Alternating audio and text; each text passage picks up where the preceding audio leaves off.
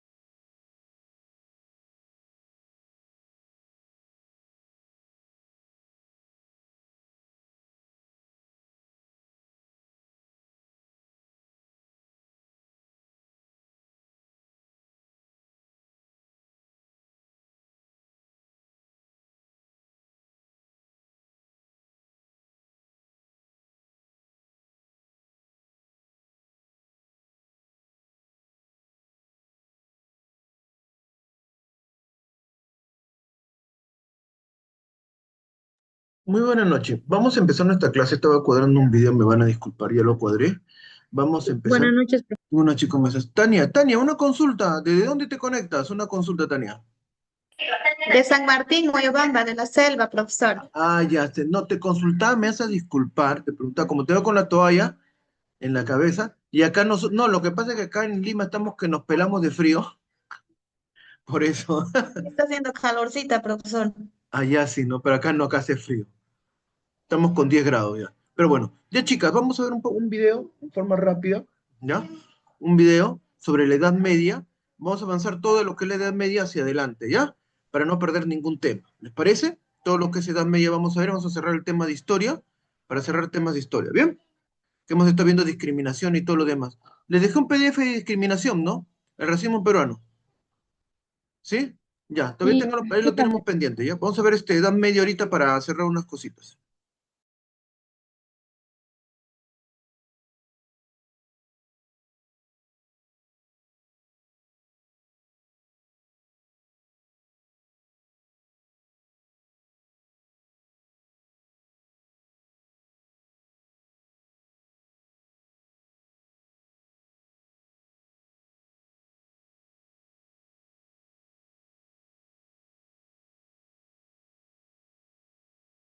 Histórico de la civilización occidental comprendido ¿Se escucha? ¿Se escucha? sí, profesor. entre el siglo V y el siglo XV. Se suele situar su inicio en el año 476 con la caída del Imperio Romano de Occidente y su fin en el año 1492 con el descubrimiento de América. Aunque también se sitúa en 1453 con la caída de Constantinopla, fecha que tiene la singularidad de coincidir con la invención de la imprenta por parte de Gutenberg y también con el fin de la Guerra de los 100 años, una guerra que en realidad duró 116 años entre los reinos de Francia e Inglaterra. Esta guerra fue de raíz feudal, pues su propósito era resolver quién controlaría las enormes posesiones acumuladas por los reyes ingleses desde 1154 en territorios franceses, debido al ascenso al trono inglés de Enrique II Plantagenet. Tuvo implicaciones internacionales y finalmente, después de numerosos avatares, se saldó con la retirada inglesa de tierras francesas. En la Edad Media se sustituyó el modo de producción esclavista por un modo de producción de servidumbre feudal. También se fue produciendo una descomposición de las estructuras centralizadas del Imperio Romano que dio paso a una dispersión del poder. En lo ideológico y cultural se produjo un mestizaje de la cultura clásica con las culturas monoteístas cristiana e islámica, cada una en su espacio. La Edad Media suele dividirse en dos grandes periodos: temprana o alta Edad Media, siglos V a X, y baja Edad Media, siglos XI a XV. Como hemos visto, la Edad Media duró unos 1000 años, y en 1000 años ocurren muchas cosas. Por un lado, en Oriente tenemos la historia del Imperio Romano de Oriente, apodado como el Imperio Bizantino, con la capital en Constantinopla, donde se hablaba griego. Desde aquí se cristianizarán los pueblos eslavos, como los serbios, los búlgaros y los rusos.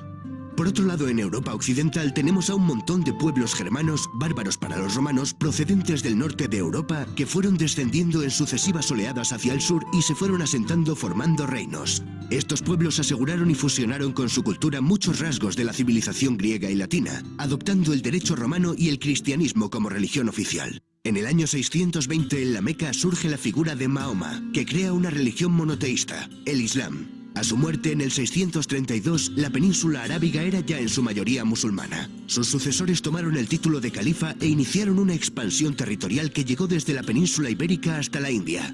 La presencia de los musulmanes como una civilización rival alternativa asentada en la mitad sur de la cuenca del Mediterráneo, cuyo tráfico marítimo pasan a controlar, obligó al cierre en sí misma de la Europa occidental durante varios siglos. Para algunos historiadores, este hecho significó el verdadero comienzo de la Edad Media.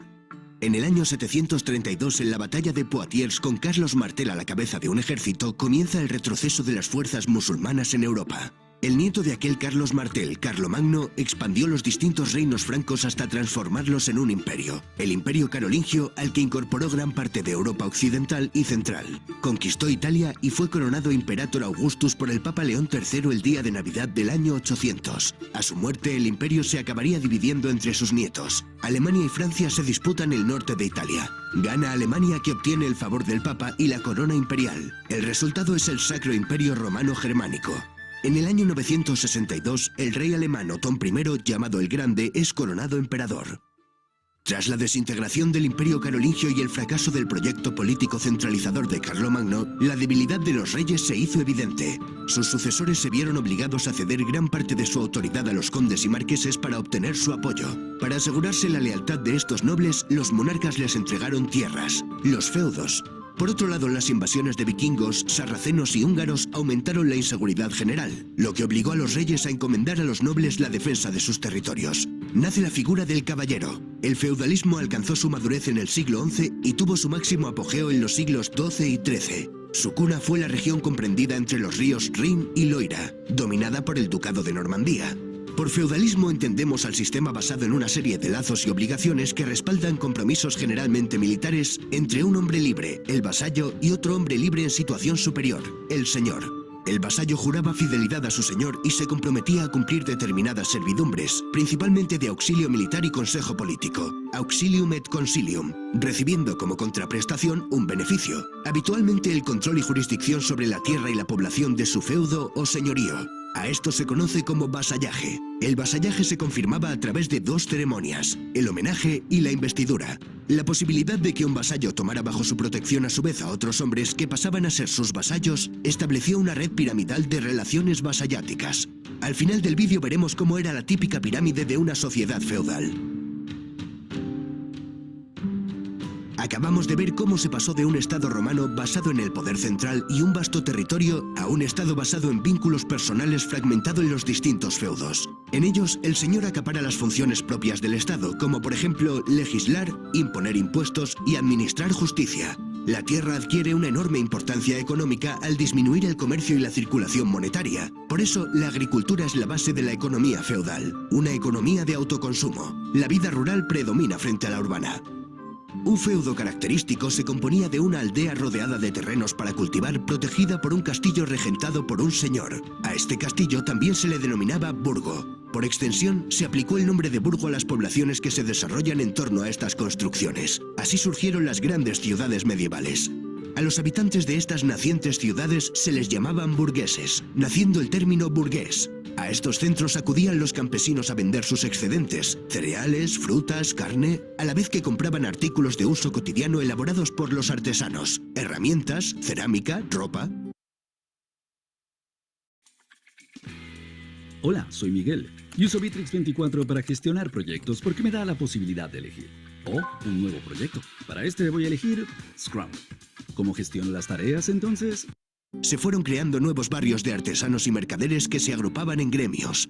Fue en estas ciudades donde nació el estilo gótico, una evolución del románico. Estas ciudades vieron el levantamiento de prodigiosas catedrales. Chartres, París, Colonia, León o Burgos se cuentan entre las obras arquitectónicas más extraordinarias que ha construido el hombre. También las ciudades vieron el nacer de las universidades, como las de Bolonia, Oxford, Cambridge, Salamanca o París. En ellas se aprendían las 7 artes liberales compuestas por el trivium, gramática, lógica y retórica, y el quadrivium, geometría, astronomía, aritmética y música.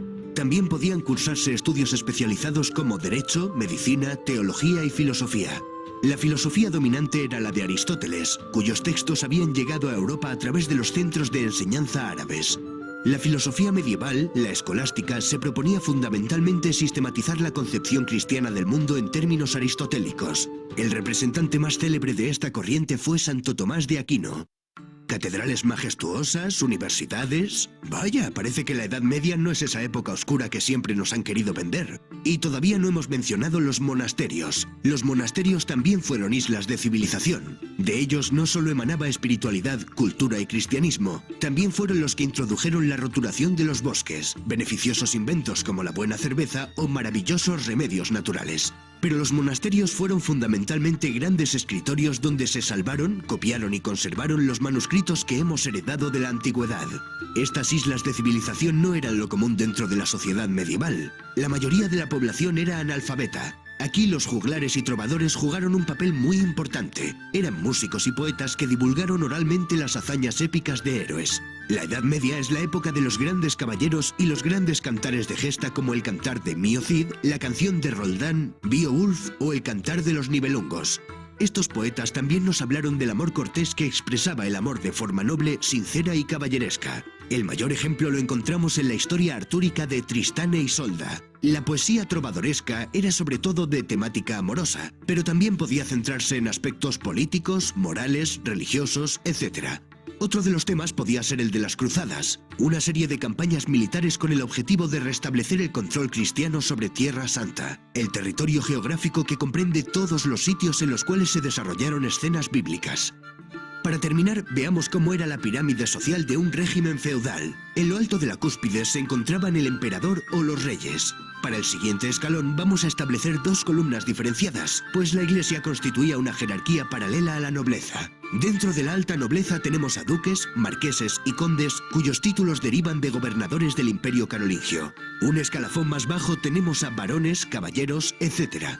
En la rama del clero también distinguimos entre alto clero, que procedía de la alta nobleza y las familias reales, y el bajo clero, que procedía de familias acomodadas de campesinos y artesanos.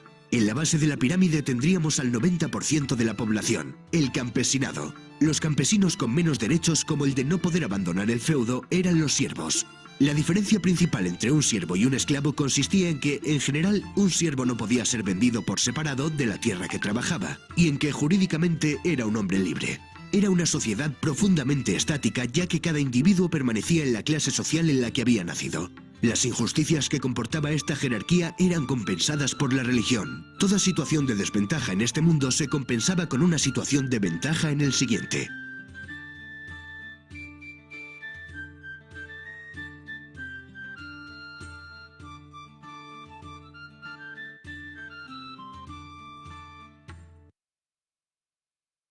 A ver, la Edad Media es el poder central de la Iglesia y una influencia muy fuerte de la Iglesia Católica.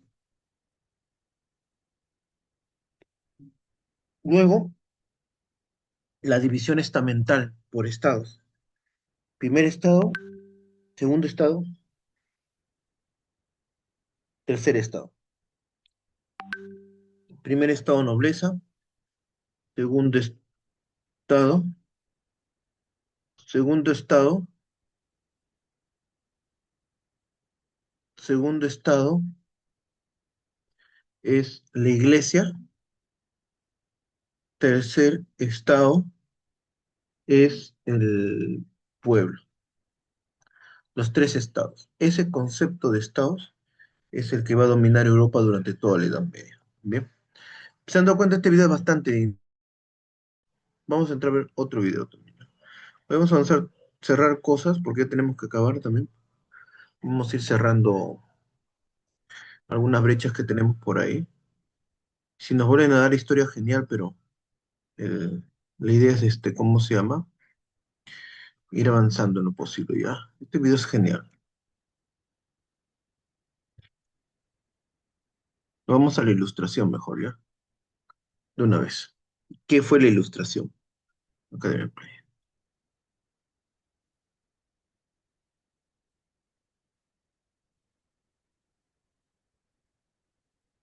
¿Dónde está la ilustración?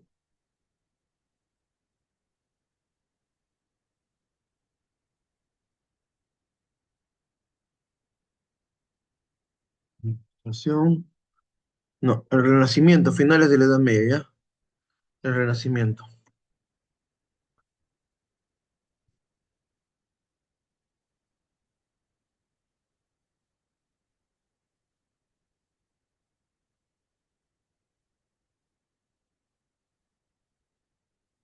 Construcción de estados modernos también.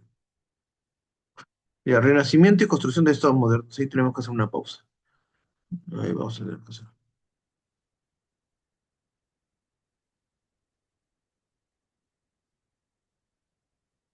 480. A ver. A ver, chicas. La Edad Media también es conocida a veces como un periodo oscurantista, pero si bien es cierto, la Iglesia Católica salva muchos de los textos, manuscritos de todo el mundo antiguo. Esos textos van a llegar a la Iglesia, ¿ya? La Iglesia van a ser repositorio de todo el saber de la Edad Antigua. Todos los textos griegos, romanos, llegan a las iglesias. Los romanos recogen toda la literatura, cultura, la ciencia griega. Son los grandes depositorios, ¿no? Depositarios de toda esta cultura universal. Los romanos solamente tuvieron una gran invención que fue Jano, ¿no? El dios Jano, después nada más. Y bueno, y durante toda la Edad Media estamos viendo cómo el mundo necesita a alguien que ejerza poder, como hoy en día. Si se dan cuenta, en la Edad Media hay confusión porque no hay quien ponga orden en el caos que existe. Quien coloque ese cartel de alto, stop, no más desorden. Y ese imperio que ponía el alto era Roma, con sus águilas imperiales, caminando por todo el continente europeo, al Asia y al África. Hoy en día, ¿quién será la nueva Roma? Porque tiene que haber alguien que ponga orden mundial, si no todo es un desorden, porque creen que el dólar está subiendo. Dios está bajando, perdón. Está bajando el dólar, ¿no? Compren. Sí, porque ¿a qué creen que se debe? Tiene que haber alguien que maneje el orden mundial, ¿sí? De todas maneras. Si no es un caos, es un caos. Es como cuando mamá no está en casa y todos hacen lo que le da la gana. Hacen lo que le da la gana. Igual, necesita alguien, un policía mundial. Piensa en quién será el policía mundial. Vamos a ver entonces, siguiente video.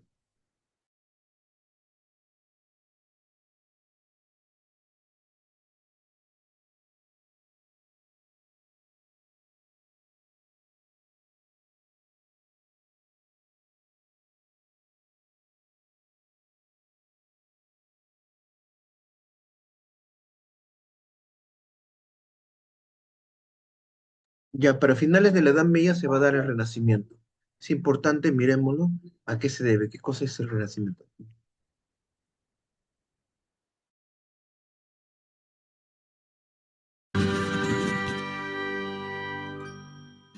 En torno a 1400, en la ciudad ¿Se escucha? Ya, gracias. Atentas, atentas. de Florencia, un grupo de artistas decidió recuperar las formas artísticas del Imperio Romano. Esa recuperación se fue expandiendo por toda Italia a lo largo del siglo XV, para de ahí salir al resto de Europa occidental ya en el siglo XVI. En 1550... ¿Alguien habló? ¿Alguien dijo profesor? Ya. Vasari acuñó un término para referirse a esa recuperación. ¿Qué pasó? ¿Qué pasó?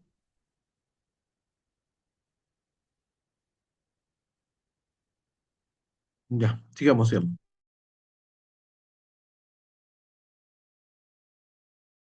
Del Imperio Romano. Esa recuperación se fue expandiendo por toda Italia a lo largo del siglo XV, para de ahí saltar al resto de Europa occidental ya en el siglo XVI. En 1550, Vasari acuñó un término para referirse a esa recuperación del mundo clásico, un término que adquiriría todo su peso con los historiadores del siglo XIX: el Renacimiento. Pero para entender el Renacimiento, hemos de arrancar unos siglos antes de 1400 y alejarnos de Florencia. A partir del siglo XI, Europa occidental volvía a expandirse. La reconquista cristiana de la península ibérica, las primeras cruzadas a Tierra Santa o el avance alemán más allá del Elba. En ese ambiente de crecimiento, el mundo cultural también se animó, surgieron las universidades y se impuso la escolástica aristotélica. Tras la conquista de Constantinopla por los cruzados en 1204, los estudiosos medievales ya podían acceder directamente a los textos griegos clásicos, traducidos al latín años después por, entre otros, Guillermo de Moerbeke. A la par, se desarrolló una literatura en lenguas romances, portugués, español, francés, italiano, donde había cabida para todo tipo de géneros.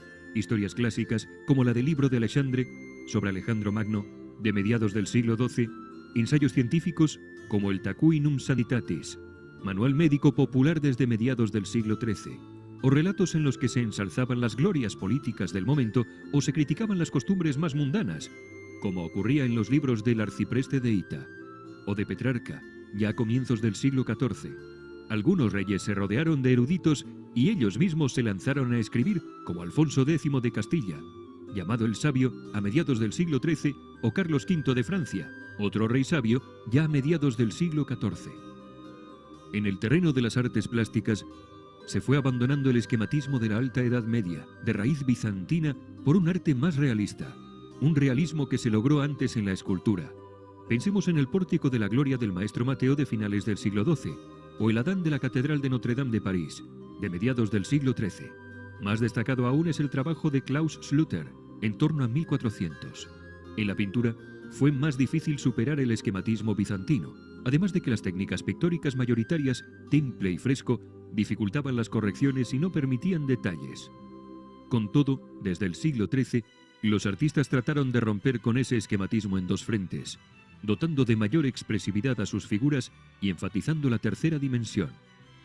Como en el caso de la escultura, esa revolución pictórica se vio en diferentes lugares de Europa occidental, como podemos ver en la obra de Sánchez de Segovia en la Catedral. Chicas, acá me van a disculpar que interrumpa el video, pero hay algo que me estoy acordando. El Renacimiento redescubre las formas antiguas de dar movimiento, darle movimiento a las esculturas, a la pintura. En la Edad Media no podían construir edificios altos, porque no podían imitar la bóveda romana. No podían, hasta que vieron una construcción antigua romana y un escultor, no me acuerdo ahorita el nombre, lo van a decir seguramente, en el Renacimiento dijo, oigan, ¿cómo le han hecho esto a los romanos? Tomaron la medida, vieron, así se puede hacer una bóveda, wow, y lo copiaron, y lo copiaron y lo volvieron a hacer. Y las esculturas le dieron movimiento. Ojo, el David de Miguel Ángelo esculpe el David, ¿ya? Y se le notaba, era un mármol que tenía mucho tiempo ahí, y Miguel Ángelo hace un David que tiene movimiento. No es que estén girando sus brazos, sino que se ve que se le nota las venas, se le nota las venas que tiene el David, ¿no? De Miguel Ángelo. Y se le ve su pene también. Sí, pene. Bien, su falo. ¿Ah? Se le ve. Pero la iglesia que dijo, no, cubran su falo, su pene, su pipilí, con una hoja de parra. Y lo cubrieron. Sí. Sí no hay que decir es así, pues, ¿no? No se ofenden, no, profesor, se llama Francisquito, no, ¿ya? Su nombre es Pene, ¿ya? Pene, no Pipilí, ¿bien? En la Edad Media se esculpía, se tapaban los genitales, prohibido. ¿Cómo tenían relaciones durante la Edad Media las personas que eran recontra? Bueno, que eran católicas todos en general. ¿Saben cómo tenían relaciones sexuales coitales? Se colocaban, ¿ya? Se colocaban prácticamente, eran pijamas, solamente tenía abertura la parte donde estaban los genitales, nada más, nada más. El, las relaciones sexuales solamente debían ser para procrear, no recreativas, ¿bien? No recreativas, de placer, no, no. Simplemente para procrear. Qué aburrido, ¿no? La Edad Media. Pero hay más que saber de la Edad Media, no se preocupen. En la Edad Media se comía con un puchero, en una gran mesa todos y todos metían en una taza, en un de tipo sopero, ahí estaba la salsa y todos remojaban su pan, su carne ahí, imagínate. Todas sus babas de todo te lo tenías que comer. Y eso en todos lados, ricos, pobres, todos, chicas, todos, todos, todos, sí, horripilante. Así era la Edad Media. Comían sin condimento, a lo mucho sal nada más. Las especies llegaban del Asia. Los árabes y los chinos les enseñaron a comer rico a los europeos, pero los europeos comían desabridos, con la justa sal nada más. Las especies por eso eran muy caras, ¿ya? Eran muy caras. Bien, continuemos con el Renacimiento. Renacere, 480.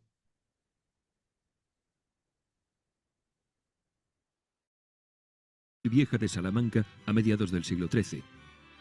Pero para la conquista de la tercera dimensión son claves los trabajos del florentino Giotto, alrededor de 1300, cuya influencia se extenderá por doquier. El modelo de Giotto evolucionó a partir del siglo XV por dos vías. Por un lado, los estudios sobre perspectiva iniciados por Brunelleschi.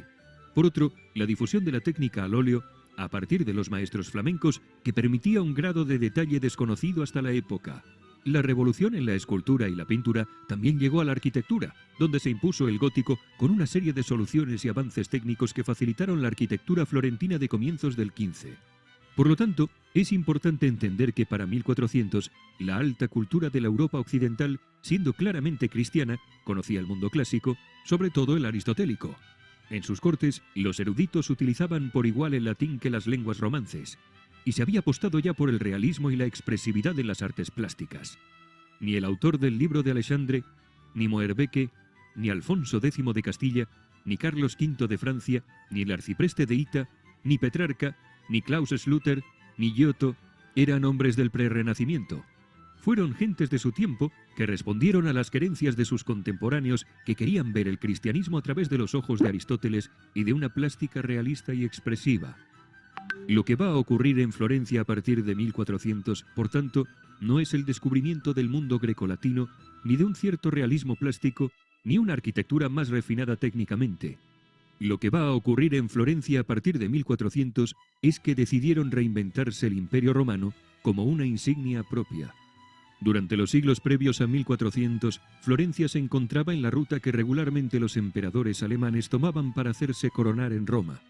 La situación era tal que en la propia Florencia se generaron dos bandos enfrentados, los gibelinos, favorables al emperador, y los güelfos, más cercanos al papa. Pero en 1400, Florencia disfrutaba de una gran autonomía.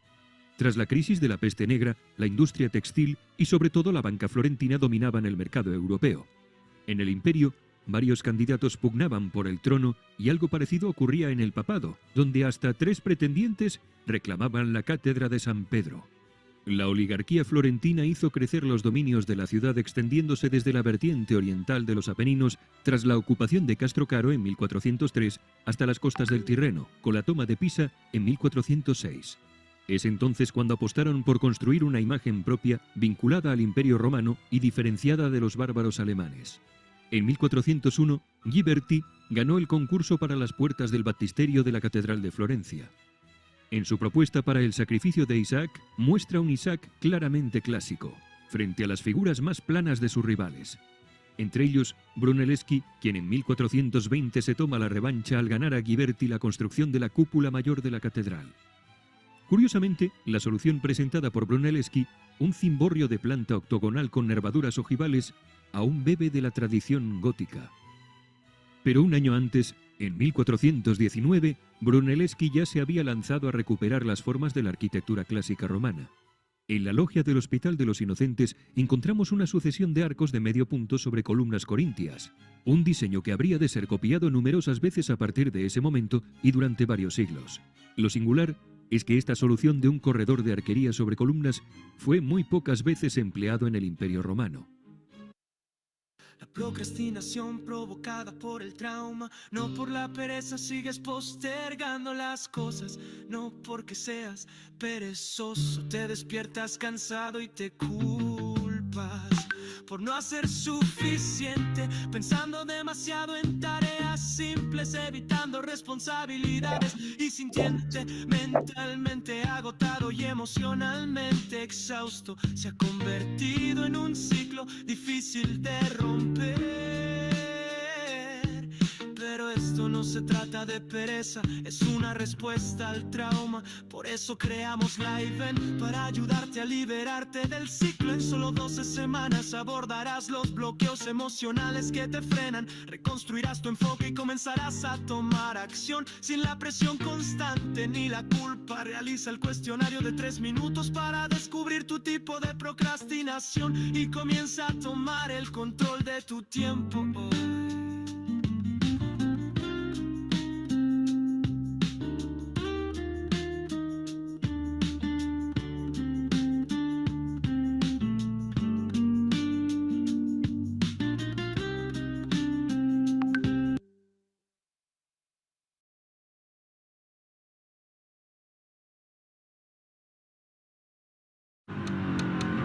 80, bacha adelante, 120, fuerte a la izquierda. 150, segunda a la izquierda después del edificio. 200, gran curva por delante, acelera a fondo. 120, árbol a la derecha. 180, cuidado con la iglesia. 220, deslízate a la izquierda en la cima de la montaña. ¡Oh, sí! ¡Red Bull te da!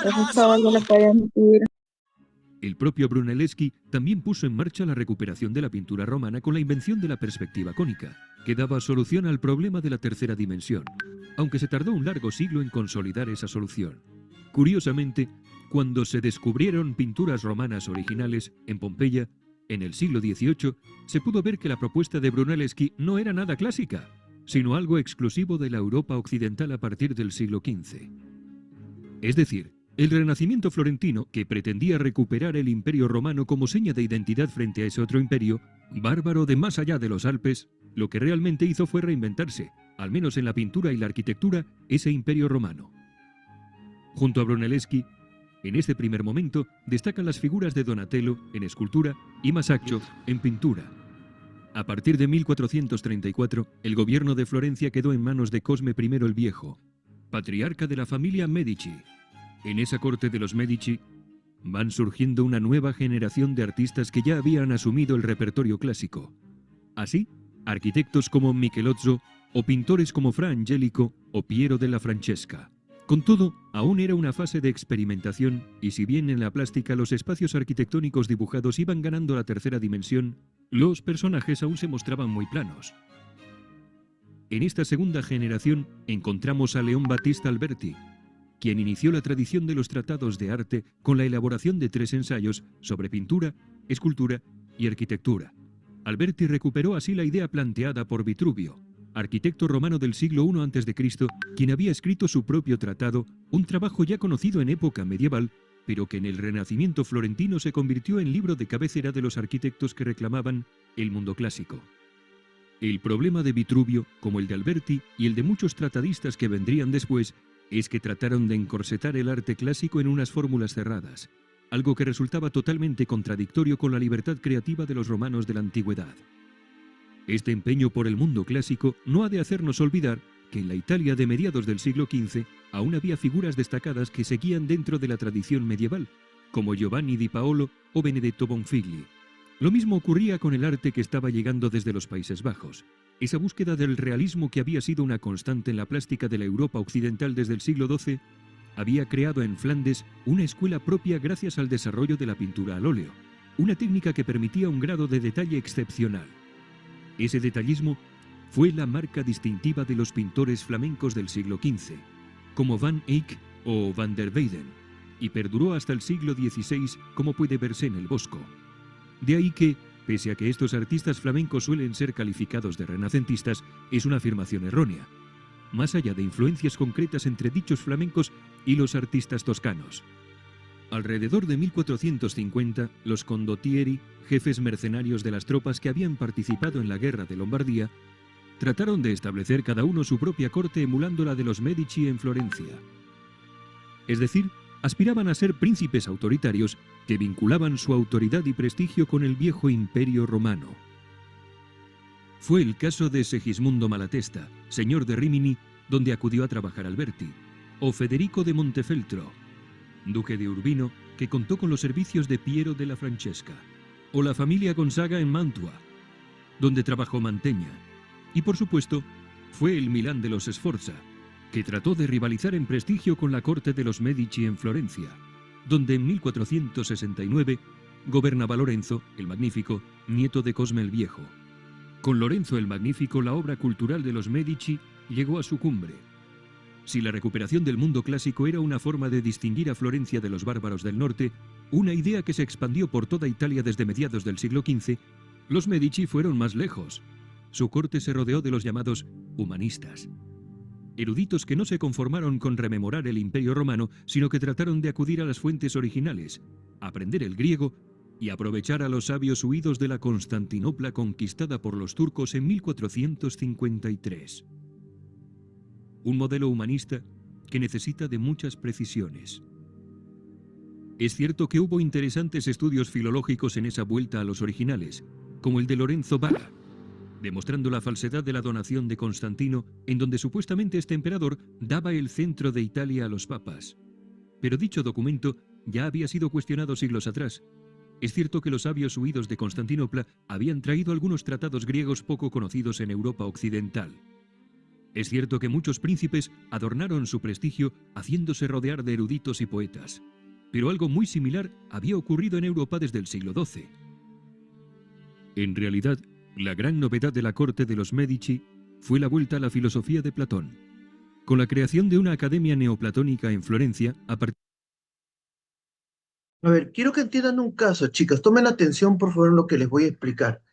La gente, muchos de los profesores se tardan años para poder entender lo que yo digo. Profesores, ¿ah? De sociales, se tardan años. Porque hay que tener bastante lectura para lo que les voy a decir. Oh, profesor, ¿qué se alucina usted? No, yo he sido medio nerd de la lectura desde pequeño, así que lo siento, soy medio nerd, así como es en mi casa, soy medio nerd para la lectura, siempre me han agradado los libros. Son mis mejores, siempre, han sido mis mejores amigos de pequeño los libros. Entonces, voy a resumirte algo en 3 minutos. 3 minutos. En la Edad Media les he dicho que el mundo estaba dividido, la sociedad estaba dividida en 3 estados. Primer estado, la nobleza. Segundo estado, la iglesia. Y tercer estado, el pueblo. ¿Bien? Quiero que entiendan lo siguiente. Abran bien los ojitos, abran bien las orejitas, que Dios nos ha dado para algo, para escuchar. Chicas, chicas, alguien del pueblo no podía pasar al primer estado. Era totalmente imposible. No podía pasar al primer estado. No había forma. Los nobles se casaban entre nobles y el que nacía abajo moría abajo. ¿Bien? La única forma, tal vez, de llegar al segundo estado era ser clérigo, ¿no? Sacerdote y luego ser obispo, cardenal, ¿no? Más adelante, con mucho esfuerzo, tocando las puertas adecuadas, ¿no? Logrando cierto prestigio, destacando.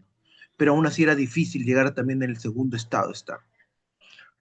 Pero bueno, los Médicis son un caso excepcional en la Edad Media de alguien del pueblo que se volvió prestamista y luego compró un título nobiliario y después se volvió uno de los nobles más influyentes de Florencia.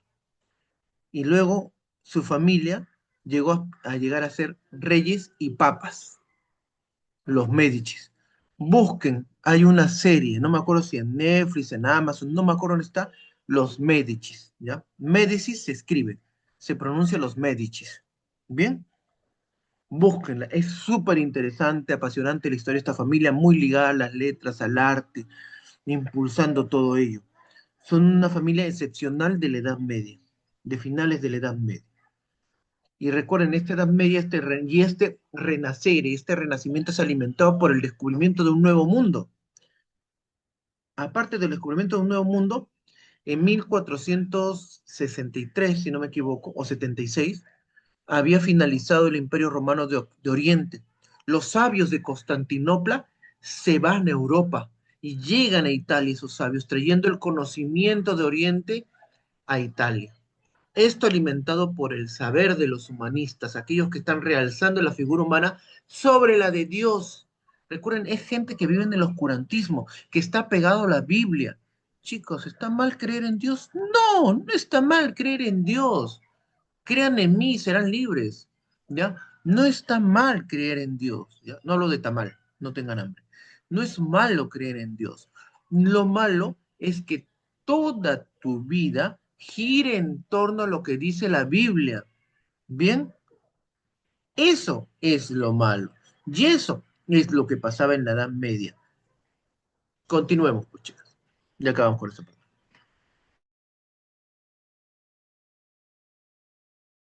A partir de 1459. Curiosamente, este resurgir de Platón frente a la escolástica medieval aristotélica se ha visto como una de las marcas distintivas del humanismo. Decimos curiosamente porque si algo caracterizó a Platón fue la desconfianza hacia los seres humanos, recomendando un gobierno tiránico donde el tirano se apoyara sobre un grupo de sabios. En definitiva, el modelo de los Medici y de las otras cortes italianas del siglo XV. Es en ese ambiente neoplatónico donde vemos que se formó la última gran generación del Quattrocento, en esencia, los discípulos de Verrocchio, Perugino, Botticelli, Leonardo. Pese a su apego a Platón, estos príncipes italianos del siglo XV vivían en un mundo cristiano, donde la mayor parte de las obras de arte y arquitectura eran religiosas. Es cierto que también hubo arquitectura civil, cuadros de batallas o mitológicos, pero que el arte cristiano fuera el dominante es otra prueba de que lo que hicieron los artistas del Quattrocento italiano fue reinventarse el Imperio Romano, creando una pintura que no existió en aquellos tiempos, diseñando una arquitectura con soluciones formales que los romanos no contemplaron y dedicando la mayor parte de estas obras a una religión, la cristiana, que solo fue oficial al final del Imperio Romano. Sin embargo, no fue suficiente. Los Medici fueron expulsados de Florencia en 1492, y el monje dominico Savonarola logró imponer su dictadura religiosa. Milán tomó el relevo de Florencia y a la corte de Ludovico Sforza acudieron artistas desde toda Italia. Savonarola, este caballero de acá es todo un caso, ¿ah? El monje Savonarola. Él era un fanático religioso, católico, ojo, pero fanático. Montó un mini estado, por decir así, donde todo se ejecutaba por intermedio de designio divino. Él interpretaba la voz de Dios. Al final lo terminaron matando a él, un tipo que odiaba mucho, malo Savonarola. Y el monje dominico Savonarola logró imponer su dictadura religiosa. Milán tomó el relevo de Florencia y a la corte de Ludovico Sforza acudieron artistas desde toda Italia, como Bramante o Leonardo. Pero los Sforza se rindieron ante los franceses en 1499. De nuevo, los bárbaros asaltaban Italia. Fue entonces cuando los papas decidieron convertirse en la cabeza visible de Italia, armando sus propias tropas, aspirando a unificar la península y apostando claramente por el Renacimiento como seña distintiva frente a aquellos llegados de allende los Alpes. Pero esa historia desborda los límites del Quattrocento.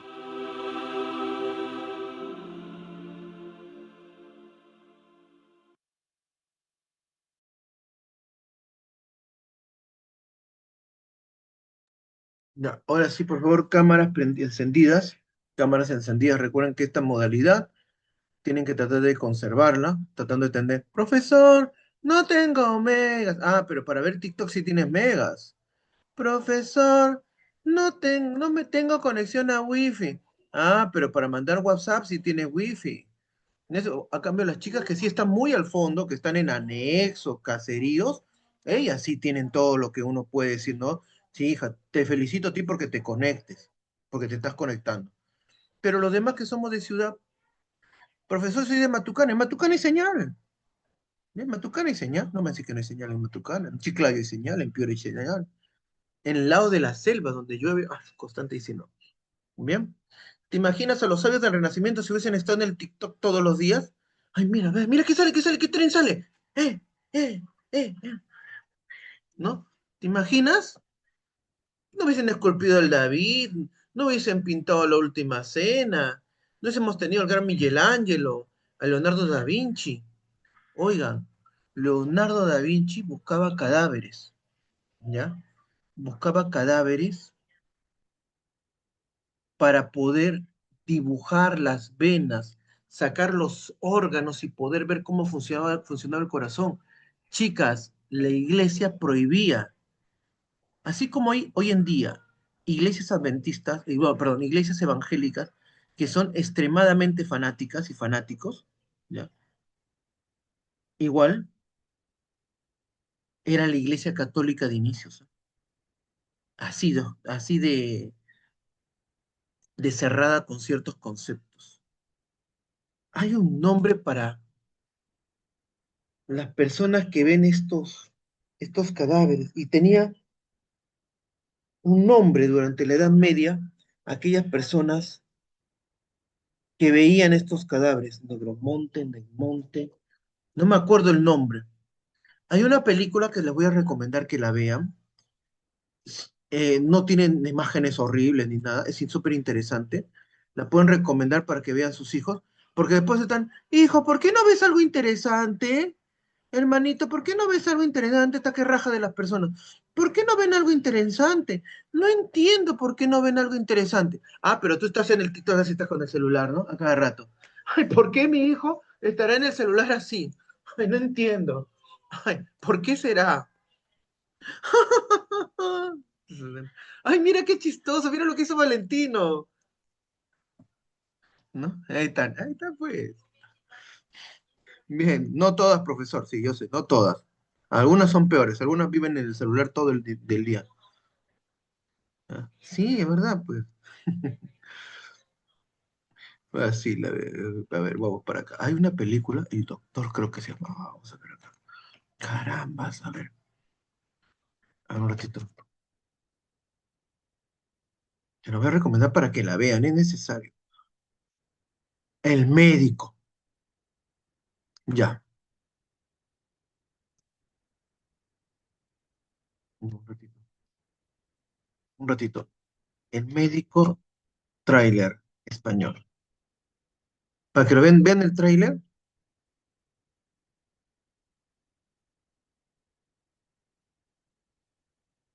Ya, un ratito, ya. Ya. Sigan encendiendo sus cámaras, sigan encendiendo sus cámaras. Tranquilo, tranquilo. Necesario.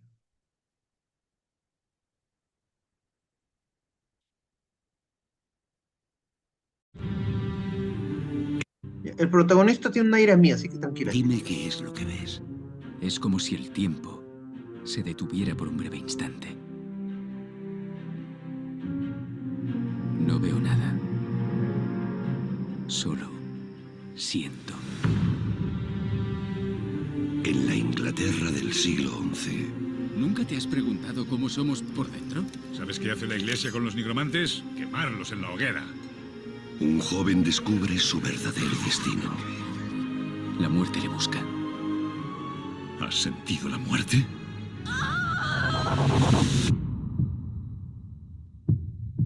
Sí. Tiene mis ojos el protagonista.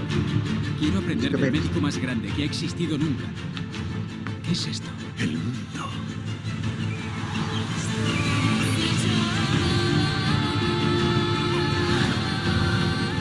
Nunca había visto belleza semejante.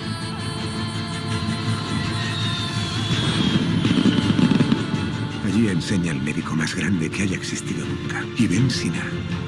Mi futura esposa, permitidme que os la presente.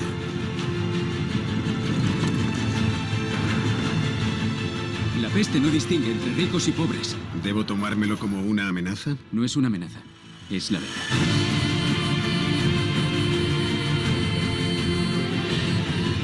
La gente se muere y no podemos hacer nada. Pelearemos por todas las vidas.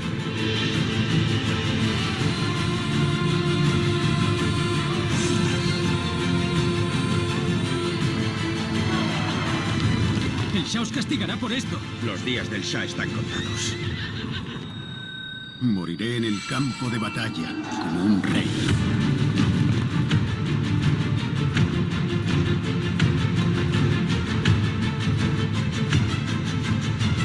¿Cómo puedo hacerlo? Siendo un gran médico.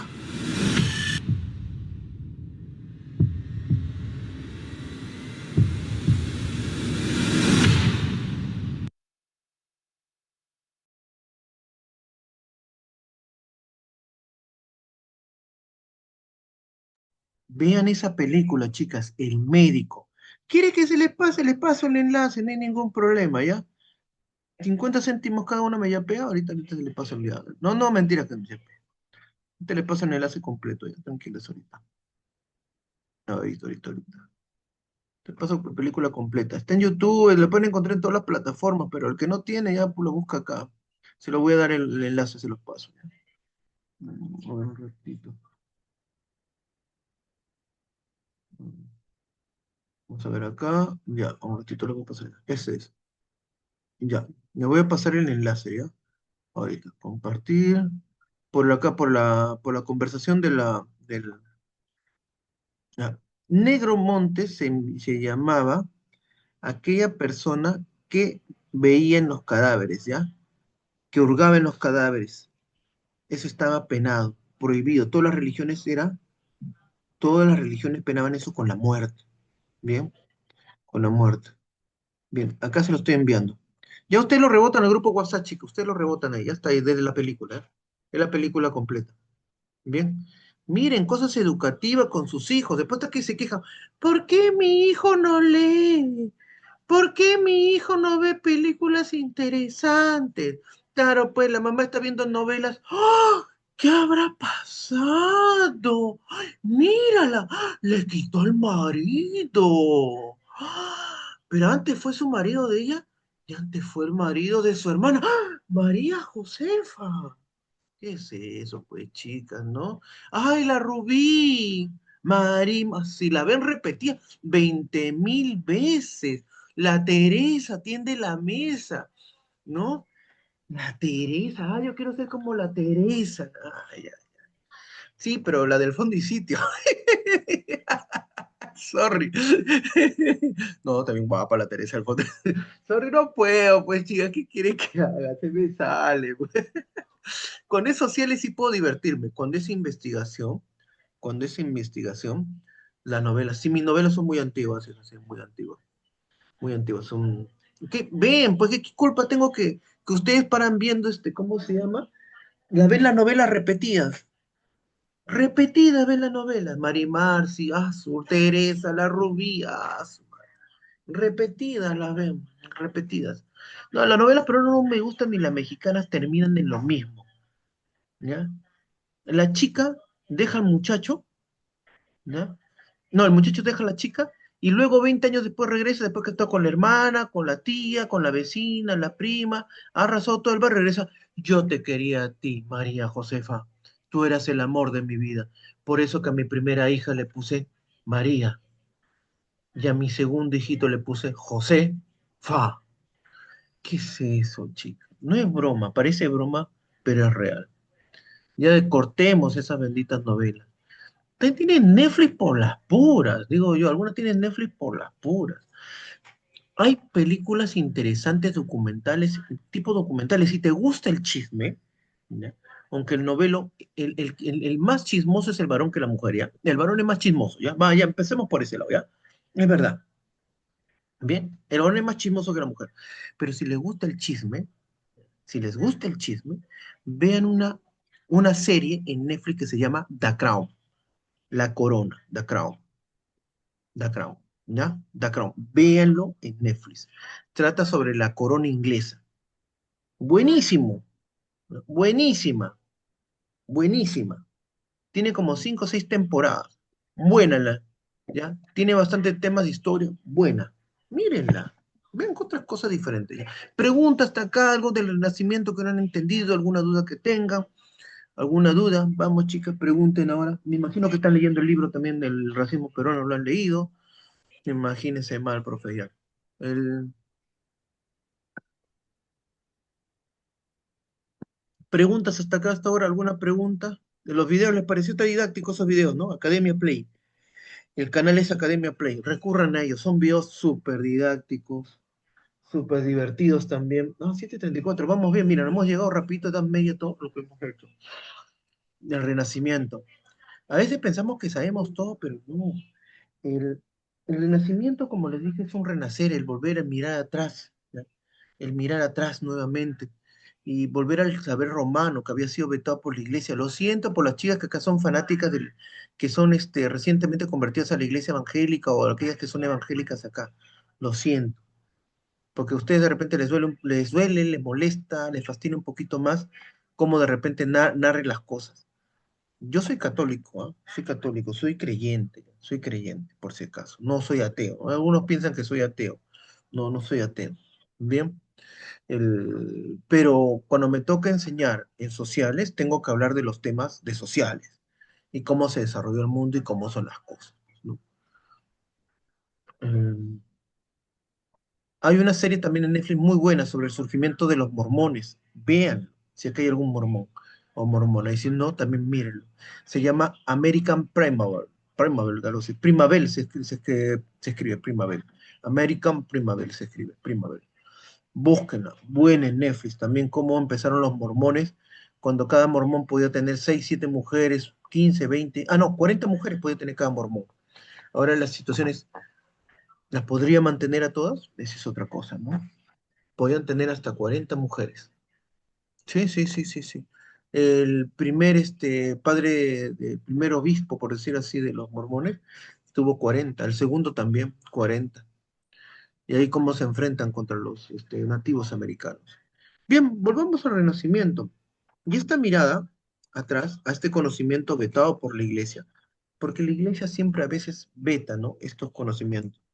A ver, a ver qué me están viendo por acá. Me están escribiendo al grupo WhatsApp. ¿Cómo sabe de novelas? Hay novelas. Ah, Caterín, que el otro día me dijo chamo, ya está Caterín, tranquila, Caterín. Después me escribe, te tengo trabajo luego. Sí, Caterín. Bien, se vacila, Caterín. Lo que pasa, Profesor, las películas que nos está recomendando justo están en Netflix, por eso las estoy colocando la foto, no sé si se ve. no me sale la foto. Están en Netflix, Ah, genial. por el chat, ¿no Ya. le sale la foto? No me sale la foto en el chat. Si depende de las chicas, sí. Sí se Ah, no, ve, ya me salió. profesor, Ya disculpe. me salió. Sí se ve. Sí, American Primavera. Sí, sí, sí, sí. Buena serie, ¿ah? Buena serie. Sí, sí salió ya. Sí salió. Sí, sí, sí. Ah, sí, ya están saliendo ya. Sí están saliendo. Después, la otra que no es tan, ¿cómo se llama? Escobar el patrón. Ah, su madre. Sí, también, ¿no? Es bueno, sí, sí, sí, sí. El actor es tan buen actor que lo hace ver bien Escobar. En serio. Es tan buen actor que lo hace ver bien Escobar. Chica, pero miren, es parte de la historia, de nuestra Esa es historia. muy bonita, esa sí es chévere. ¿Cuál, cuál? La de Escobar, la del patrón Escobar. Ah, sí, sí, sí, sí, sí, sí. No es muy buena. Me mata la mamá, me mata el papá, me mata el abuelo. Y si tiene perro, le compro, si no tiene perro, le compro un perro y se lo matamos, ¿no? Se lo matamos, perro. Bueno, bien, sí, no, bueno, bueno. El- a ver, quien escribe sobre la Edad Media mucho es el historiador Norbert Elias, ¿ya? Norbert Elias, yo solo con fuentes, por si acaso, ¿ya? Que escribe cómo se sentaban a la mesa, cómo comían. En la Edad Media, por si acaso, las mujeres no se casaban vestidas de blanco, ¿ya? Como la canción Vestida de Blanco, no, no se casaban. Casaban con otros modelos, ¿ya? De vestido, ¿bien? No necesariamente de blanco. Eso ya es más contemporáneo el blanco para casarse, ¿bien? Es más contemporáneo el blanco. No es de esos tiempos el blanco. Las mujeres en ese tiempo ya a los 14, 15 años ya estaban casadas durante la Edad Media, ya estaban prometidas a algún hombre. Y aquellas familias que tenían dinero, a las mujeres las enviaban a un convento, las envían a un convento de clausura, hasta que el padre o el hermano lo pudiera sacar para poder negociarla y poder tener una buena dote con algún conde, duque, ¿no? Y poder llegar a un buen trato. Sí, esa era la Edad Media. Y eso era acá también en el Perú. Acá se creó un claustro de clausura, un claustro de clausura, especialmente para las hijas de los primeros conquistadores. Todos los conquistadores que llegaron acá al Perú, no los conquistadores de la salsa, por si acaso, los conquistadores que llegaron al Perú, ¿bien? Tuvieron hijos e hijas, no hijes, ¿ya? ¿Te imaginas a un conquistador español llegando acá y que te diga, bueno, yo soy Francisco Pizarro, de género fluido, me encuentro en una relación poliamorosa y con su bandera de la comunidad? Lo siento con las chicas que son de la comunidad.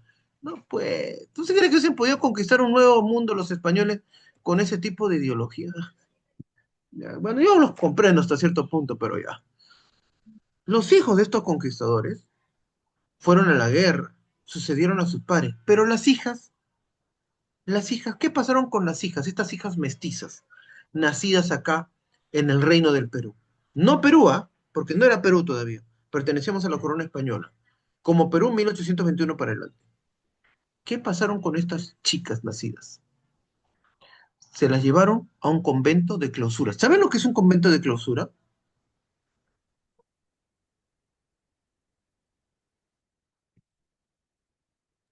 No, maestro. Clausura, clausura. ¿Qué pasa cuando digo esto está clausurado?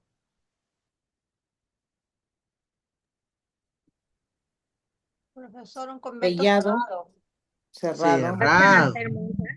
Entras ¿Usarían algún tipo de así es. ligadura o algo así? No, no, no, no. Entrabas, por ejemplo, tú, Ruth, Caterina, entraban al convento. Digamos que yo soy su padre, el padre de Ruth y de Caterina. ¿Sabes qué, chicas? Las llevaba ahí cuando tenían 10 años. No van a salir de ahí. No salen hasta que tengan 16, 17 años, hasta que yo las pueda casar. No salían ni a la puerta, ni a la puerta del Como convento. internado. Como internado, pero en un convento de clausura no sales, no vas a salir nunca, nunca, porque incluso te entierran dentro del convento. Pobrecitas.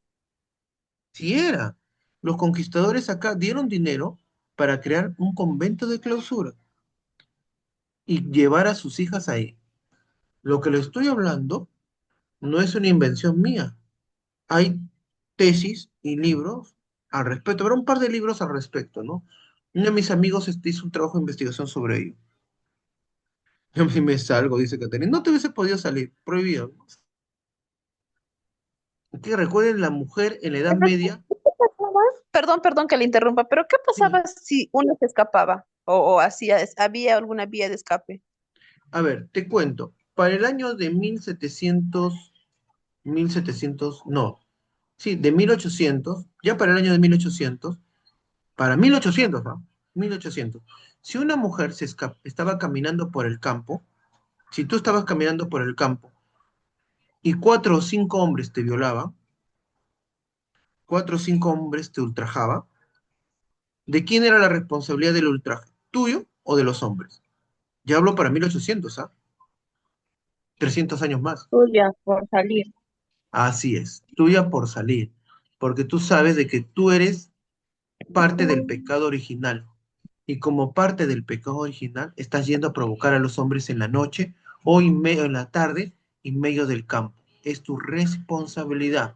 Este caso que les hablo, no, este caso que les hablo es de muy entrado el siglo XIX, 1880, 1880 más o menos. El caso que le estoy hablando en una corte francesa. Yo leí el caso, traducido al español, ya me acordé. Entonces, si te pescaban fuera del convento, te podían violar y hacer lo que quisieran contigo. Y no podrías quejarte nada. ¿Por qué? Porque eras, díganlo ustedes. Clausurada. O No, más que mestiza. eso. Porque éramos mujeres.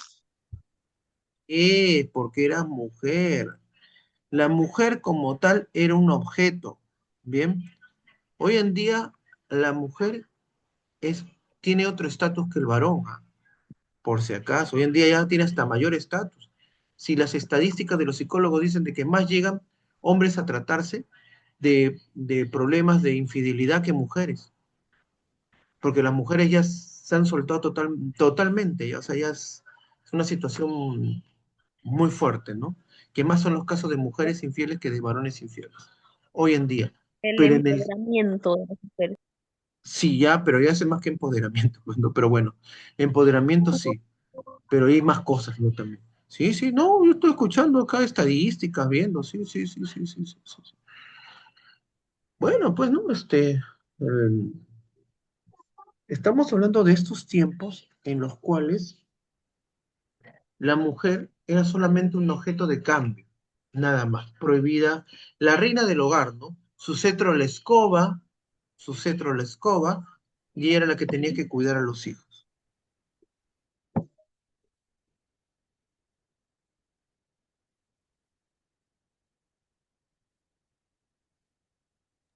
Y era la que tenía que cuidar a los hijos. Eso era la mujer, el papel de la mujer durante la Edad Media. Y ya muy entrado, incluso en 1900, ¿ah? La mujer recién ha logrado votar en muchos países a partir del año 20, 30, 40, recién. Ya, recién, es un derecho que no tienen más allá de 100 años de logrado, que la mujer pudiera votar. No tiene muchos años, por si acaso.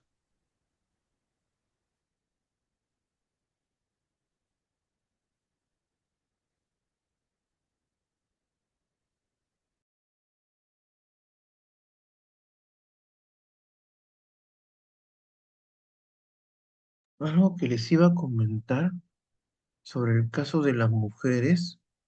Este concepto de niño, niña, es reciente, es muy entrado al siglo XX, ¿ya? Muy entrado al siglo XX. Hay costumbres que han ido variando, han ido surgiendo en el tiempo, derechos que se han ido adquiriendo, se han ido ganando. Eh, en nuestro país, quienes pelearon el voto de la mujer, adivines qué partido político peleó por el voto de la mujer, que la mujer pueda sufragar en nuestro país.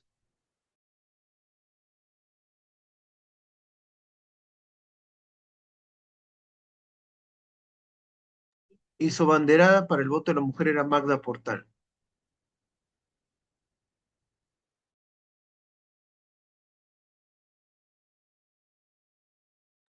Y son mujeres, deberían saberlo.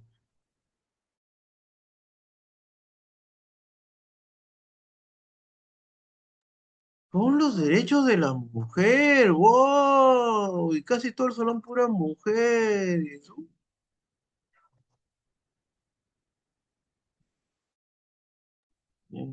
Así es. El APRA, chicas, fue el primer partido que peleó por los derechos del voto de la mujer. Sí, no les habían contado.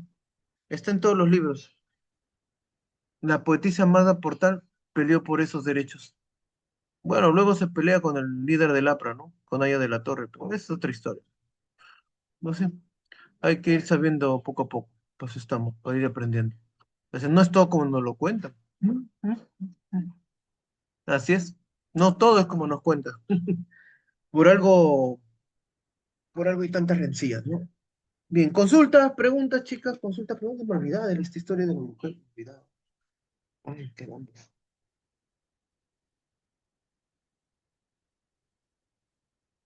¿Alguna pregunta?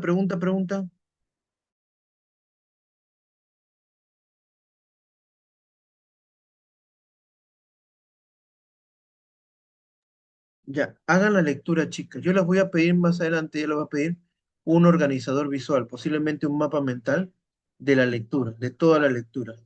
Tienen toda esta semana para leer, toda esta semana para leer, toda esta semana para leer, para leer esa, esas 60 páginas creo que son, pero si se dan cuenta, son páginas pequeñas. Bien, tienen toda la semana para que lo vayan leyendo. Bien, chicas, lean.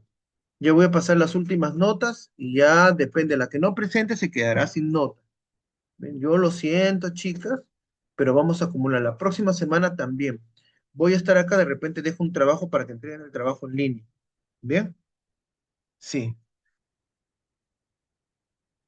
Ah, Nueva Zelanda, buen dato. A la mujer le entregaron el primer voto en Nueva Zelanda. Bien. Acá durante el gobierno de Odría le dieron el derecho al voto a la mujer. ¿Sí? Bueno, en mi casa yo sí no me puedo quejar, yo tengo la última palabra.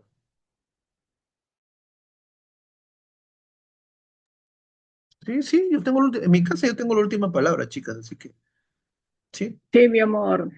Sí, sí, mi amor. Sí, mi amor, nada más, sí, mi amor. Es la última palabra.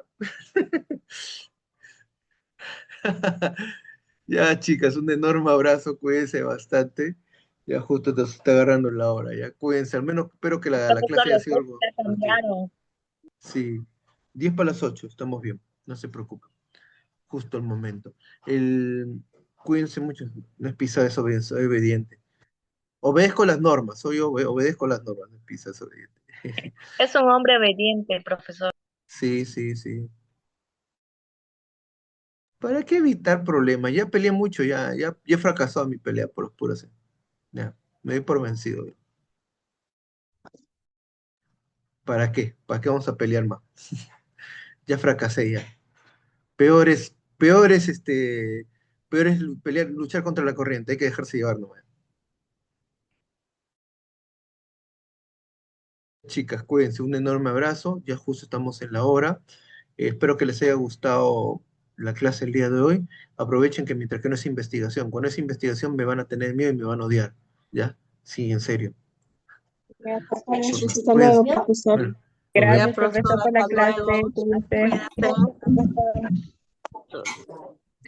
Cuídense, chicas. Chau, chau.